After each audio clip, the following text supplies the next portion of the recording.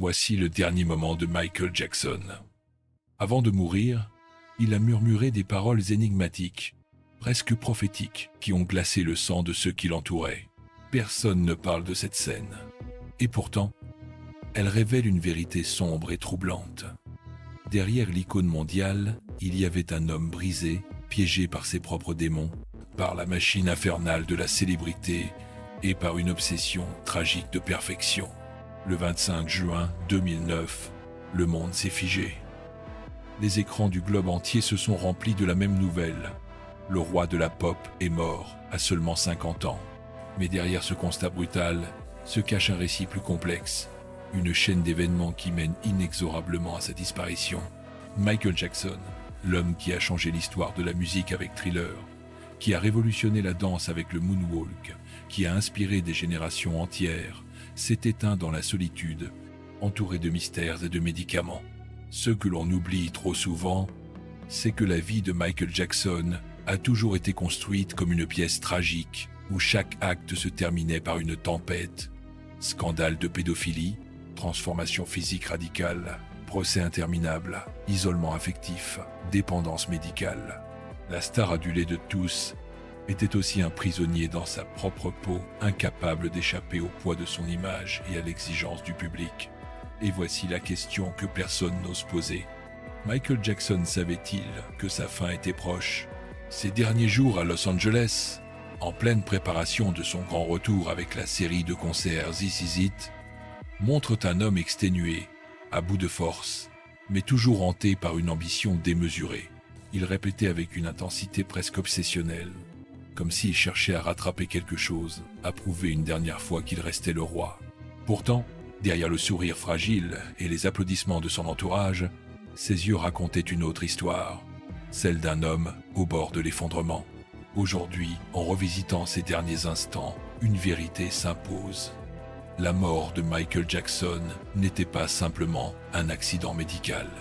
Elle était le point culminant d'une vie vouée à la gloire, mais consumée par la douleur, la dépendance et la solitude.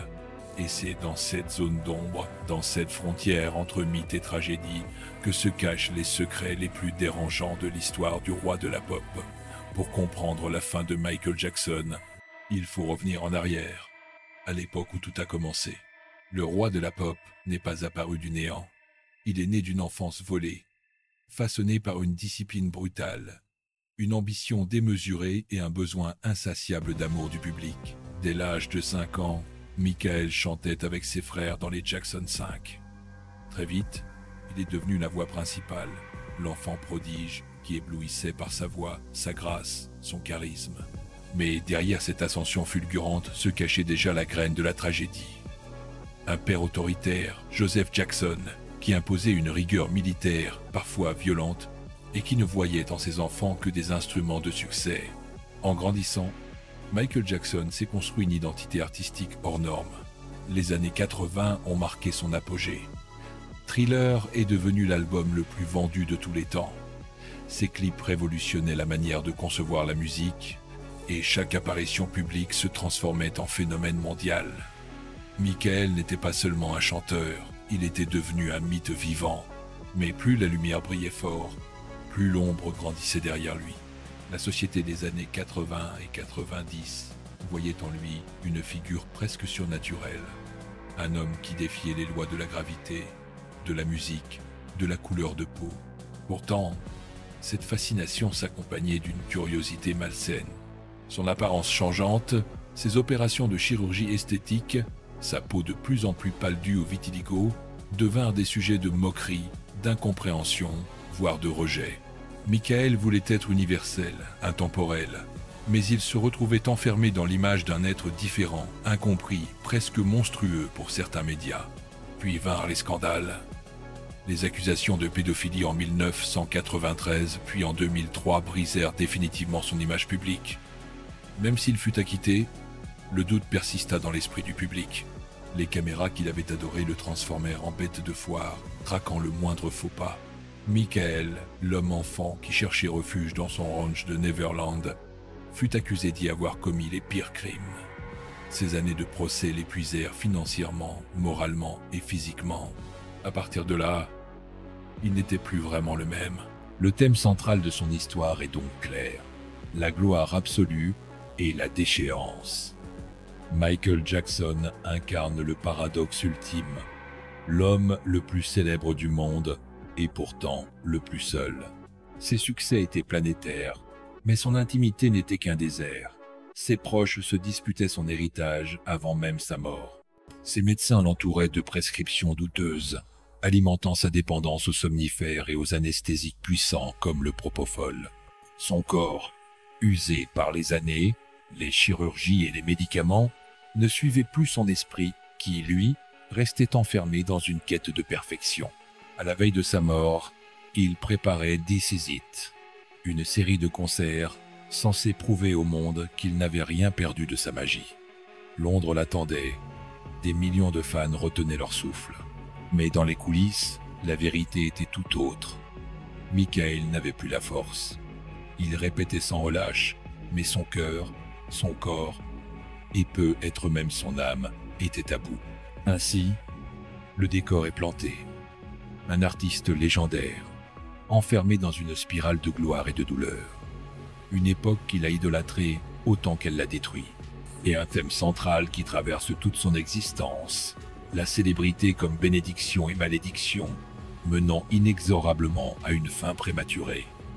Voici le paradoxe de Michael Jackson. Plus il s'élevait vers les sommets de la gloire, plus ses démons l'attiraient vers le gouffre. Son ascension, ponctuée de triomphes et d'innovations musicales, se transforma peu à peu en un chemin de croix. Et c'est cette tension dramatique, entre lumière aveuglante et ténèbres dévorantes, qui conduit au dernier acte de sa vie. L'événement initial qui marqua un tournant fut sans doute le succès colossal de Thriller en 1982. Cet album n'était pas seulement un triomphe commercial, il fit de Michael Jackson une divinité moderne. Les chiffres vertigineux, plus de 66 millions d'exemplaires vendus, le propulsèrent dans une dimension où aucun artiste n'avait jamais osé rêver d'aller. Mais ce succès, au lieu de l'apaiser, créa en lui une pression insoutenable. Comment surpasser l'inatteignable ? Chaque album suivant devint un défi, une bataille contre son propre mythe. Le développement de cette histoire prit des allures de tragédie antique. Les années 90 virent l'apparition des premiers scandales judiciaires. En 1993, les accusations d'abus sexuels contre des mineurs éclatèrent. Même si Michael nia avec véhémence, et même s'il conclut un arrangement financier sans reconnaissance de culpabilité, l'opinion publique commença à se fissurer. Le héros universel devenait une figure controversée, un sujet de débat, de moquerie, de suspicion. Ce fut le début d'un conflit permanent entre l'homme et l'icône. Ce conflit se manifesta aussi dans son corps. Michael changeait de visage à mesure que sa carrière avançait. Chaque apparition publique alimentait les rumeurs. Avait-il encore subi une opération ? Était-il en train de se transformer pour échapper à son identité initiale ? Le vitiligo, maladie qui dépigmentait sa peau, n'était pas compris à l'époque, et beaucoup pensaient qu'il cherchait simplement à effacer ses origines afro-américaines. La presse se déchaînait. Les tabloïds le surnommaient Wako Jacko, une caricature monstrueuse qui ne correspondait plus à l'artiste génial qu'il avait été. Puis vint le point culminant, le procès de 2005, où Michael Jackson dut comparaître devant un tribunal pour répondre, encore une fois, d'accusations de pédophilie. Les caméras du monde entier retransmirent chaque geste, chaque expression de son visage fatigué. Il fut finalement acquitté. Mais à quel prix ? L'homme était brisé. Ses finances étaient en ruine. Neverland n'était plus un sanctuaire, mais un champ de ruines symbolique. Et sa réputation, même blanchie par la justice, restait salie à jamais dans l'opinion publique. À partir de ce moment, Michael Jackson entra dans une spirale descendante. Ses apparitions devinrent rares, sa santé de plus en plus fragile. Les témoignages parlent d'un homme dépendant à des substances médicales puissantes, incapable de dormir sans l'aide de médicaments comme le propofol, un anesthésiant normalement réservé au bloc opératoire. Ses médecins, plutôt que de le protéger, cédaient à ses exigences. L'isolement s'accentuait. Plus de véritables amis, Seulement des employés, des avocats, des assistants. Pourtant, dans cette noirceur, un dernier éclat vint rallumer l'espoir. L'annonce de This Is It, une série de concerts à Londres en 2009. Michael voulait revenir, prouver au monde entier qu'il restait invincible. Les billets se vendirent en quelques heures. Ses fans, impatients, attendaient un miracle. Et Michael, malgré la fatigue, se lança dans les répétitions avec une énergie qui surprit tout le monde. Les vidéos des coulisses montrent un homme toujours capable de fasciner, de danser, de chanter, même si son corps trahissait par moments ses faiblesses. Mais cet ultime défi fut aussi sa condamnation. Derrière les sourires forcés, Michael souffrait. Ses nuits étaient blanches, son anxiété grandissante, son cœur trop fragile. Ses médecins augmentaient les doses de médicaments pour qu'il tienne le rythme. Chaque répétition devenait une épreuve. Chaque jour, il oscillait entre éclats de génie et signes d'épuisement. Le 25 juin 2009, ce fragile équilibre s'effondra. Michael Jackson, seul dans sa chambre de Holmby Hills, s'endormit sous l'effet d'une dose de propofol administrée par son médecin personnel. Mais ce sommeil devint son dernier. À 14h26, le monde entier apprit que le roi de la pop était mort. Les conséquences furent planétaires. Des millions de fans en larmes, des hommages spontanés dans toutes les grandes villes, des records de ventes posthumes. Mais derrière l'émotion collective, une question persistait. Michael avait-il été victime de sa propre obsession ou de ceux qui l'entouraient? Sa mort fut à la fois l'apogée et la chute. Elle marqua la fin d'un destin hors du commun, mais révéla aussi la noirceur de son entourage, les excès de la gloire et la fragilité d'un homme prisonnier de son propre mythe. La mort de Michael Jackson ne fut pas seulement un drame personnel. Elle fut le dévoilement brutal d'une vérité que l'industrie du spectacle et le public refusaient de voir. L'homme le plus célèbre du monde, adulé par des millions de fans, était aussi l'homme le plus vulnérable, prisonnier d'une dépendance médicale qui allait sceller son destin. Tout commença avec les rumeurs autour de sa santé. Depuis les années 90, on parlait d'un Michael affaibli, épuisé par les tournées et les procès. Les tabloïds publiaient des photos volées où il apparaissait masqué, amaigri, fragile. Certains prétendaient qu'il n'avait plus que quelques mois à vivre, d'autres qu'il préparait un retour spectaculaire. Ce double discours alimentait une légende inquiétante. Michael était à la fois immortel et condamné. Les derniers mois de sa vie révèlent une vérité encore plus sombre. Obsédé par This Is It, il exigeait des répétitions interminables, travaillant avec une intensité qui effrayait ses proches. Mais une fois les projecteurs éteints, il redevenait un homme brisé. Les témoignages parlent d'insomnie terrible, de douleurs chroniques, d'une dépendance quasi totale aux sédatifs.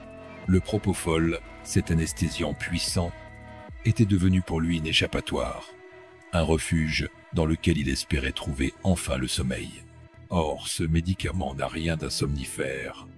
Utilisé sans surveillance hospitalière, il est une arme fatale. Et c'est ici que la vérité noire éclate. Son médecin personnel, Conrad Murray, fut accusé d'homicide involontaire pour avoir administré ce produit sans précaution dans une maison privée. Mais pouvait-on vraiment désigner un seul coupable? N'était-ce pas tout un système qui l'avait conduit à cette dépendance? Ses managers, avides de profit, avaient signé avec lui une série de 50 concerts, malgré son état de santé alarmant. Ses médecins successifs avaient cédé à ses caprices, lui prescrivant ce qu'il demandait au lieu de le protéger. Ses proches, eux, semblaient plus préoccupés par son héritage que par son bien-être. Dans les coulisses, une phrase glaçante aurait été prononcée par Michael lui-même. « Ils veulent me tuer ». Était-ce une métaphore de la pression qu'il subissait ou une réelle intuition que son entourage le menait à sa perte? Cette confession, rapportée par certains de ses collaborateurs, résonne comme une prophétie tragique. Les médias, quant à eux, se déchaînèrent dès l'annonce de sa mort. Les chaînes de télévision interrompirent leurs programmes. Les journaux titrèrent sur « la fin d'une légende », mais les mêmes tabloïds qui l'avaient traîné dans la boue durant des années se transformèrent soudain en gardiens de sa mémoire. L'hypocrisie choqua certains fans, mais l'émotion collective l'emporta. Des milliers de personnes se rassemblèrent à Los Angeles, Londres, Paris, Tokyo pour chanter ses chansons et danser en son honneur. Le 7 juillet 2009, lors de la cérémonie publique au Staples Center, le monde entier pleura. Mais derrière les larmes, les secrets continuaient d'émerger. Car il ne s'agissait pas seulement d'un accident médical. La mort de Michael Jackson révéla un engrenage terrifiant. L'industrie de la célébrité, prête à broyer ses idoles pour en tirer jusqu'à la dernière goutte de gloire. Elle révéla aussi un homme-enfant, incapable de se libérer de ses traumatismes d'enfance, cherchant refuge dans des substances qui finirent par l'anéantir.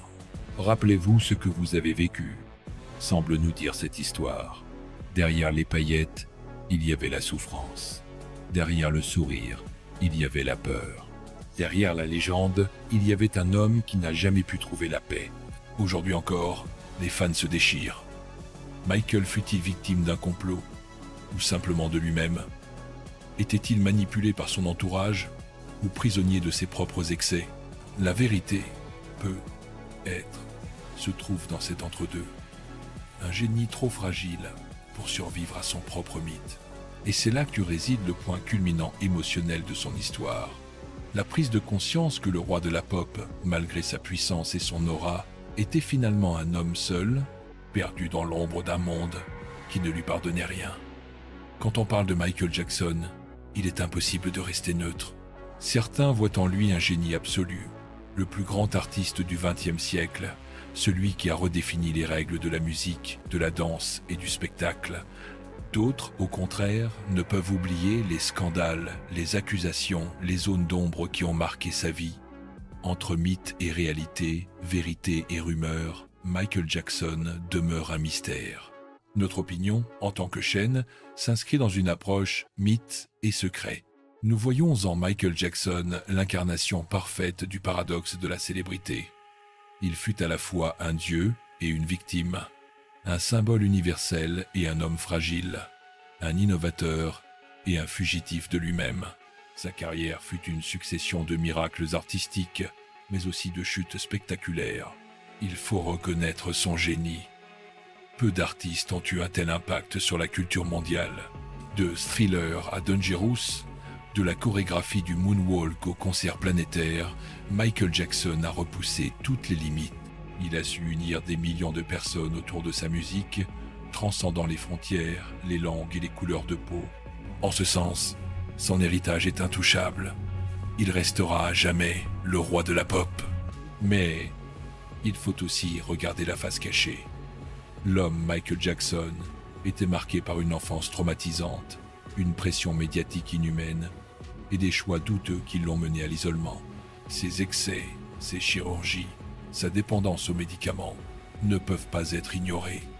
Ils témoignent d'un mal, être profond, d'une quête incessante d'une perfection impossible.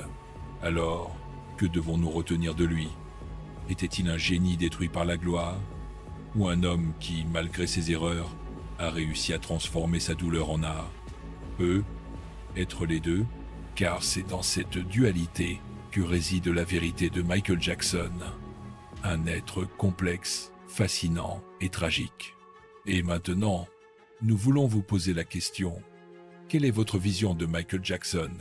Le voyez-vous avant tout comme l'icône immortelle, l'artiste qui a marqué votre jeunesse, ou comme l'homme brisé, victime de ses propres démons et de son entourage? Peut-on séparer l'artiste de l'homme? Peut-on aimer son art tout en connaissant ses ombres? Ce débat n'aura sans doute jamais de fin. Mais une chose est certaine, Michael Jackson restera à jamais gravé dans la mémoire collective, non seulement pour ses triomphes, mais aussi pour les secrets, les scandales et les tragédies qui ont façonné sa légende. Il y a des histoires qui n'ont jamais été racontées, mais maintenant, vous les connaissez. Michael Jackson, au-delà des scandales, au-delà des douleurs, restera pour toujours un symbole de magie, d'émotion et de rêve. Sa voix résonne encore dans les rues. Ses pas de danse continuent d'inspirer. Ses chansons sont devenues la bande sonore de plusieurs générations. Et pourtant, derrière la lumière, il y a eu l'ombre. Derrière la légende, il y avait un homme qui cherchait simplement à être aimé. Rappelez-vous vos premiers souvenirs avec Michael Jackson. Peut-être étiez-vous enfant, fasciné par le clip de Thriller et ses chorégraphies terrifiantes. Peut-être avez-vous imité son moonwalk devant un miroir, en espérant ressentir un peu de sa magie. Peut-être encore ces ballades comme Heal the World ou Earth Song vous ont touché en plein cœur, comme un appel universel à l'amour et à la paix. Ces souvenirs appartiennent à chacun de nous, et c'est cela qui fait de lui un artiste éternel. Mais il y a aussi la nostalgie d'un monde qui n'existe plus. Une époque où les clips étaient des événements, où les stars semblaient immortelles, où l'on croyait qu'un seul homme pouvait changer la planète par sa musique. Michael Jackson a incarné cette illusion. Sa chute nous rappelle que les idoles sont humaines, fragiles, et que parfois la gloire est un piège dont on ne s'échappe pas. Et pourtant, malgré tout, Michael a gagné. Car aujourd'hui encore, ses chansons font danser les enfants. Ses performances émerveillent les nouvelles générations et son nom reste synonyme de grandeur. Il n'a pas seulement marqué la musique, il a marqué nos vies. Alors, quand vous entendrez de nouveau Billy Jean ou Man in the Mirror, souvenez-vous, derrière chaque note, il y a une histoire, un secret, une douleur, mais aussi une promesse d'éternité. Michael Jackson n'est plus parmi nous, mais son héritage, lui, est immortel.